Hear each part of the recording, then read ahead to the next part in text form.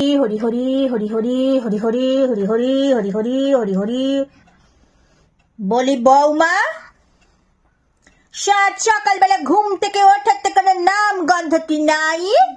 বেলা করে উঠেও বাসি নাইটি পরে তারপরে টাকারি করে কোথায় এত পাঁচরি করে ঘুরে বেড়াচ্ছে শুনি? হ্যাঁ, বাসি নাইটিতে সাত সকালবেলা ছাড়তে হয়, তার কোনো জ্ঞান বুদ্ধি নাই। বলে বলে তো 14টা বাজে কিছু শিখাতে পারলাম না আমি।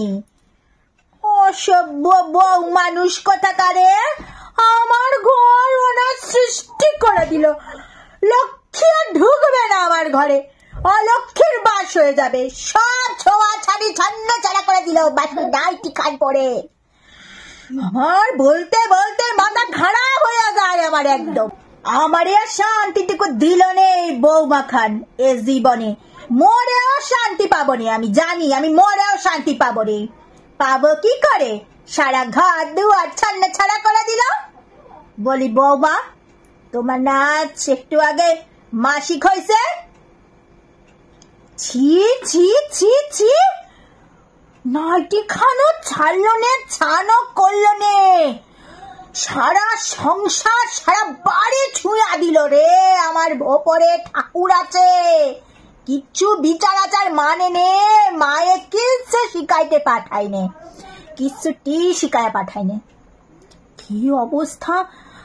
আমরা মাসিক হলে সঙ্গে সঙ্গে বাথরুমের ভেতর ঢুকে পা থেকে মাথা অব্দি স্নান কইরা তারপরে ঘরে আইতুম, বিছানায় শুইতুম নি 7 দিন, মাটিতে শুইতুম। সেই সব আচার বিচার কই কই? তাহলে বাড়িতে লক্ষ্মী থাকে, অলক্ষ্মীর বাস হয়। সেই সব নয় বাতি দিলুম। বাথরুমে ঢুকে তো চান টুকুনি করতে হয়, নাইটি টুকুনি ছেড়ে, সেই টুকুনিও জ্ঞান বুদ্ধি নাই। আমি শিকায়া এই বয়সে কি পারবো? আর পারুম নে এই বৌমাটারে নিয়া।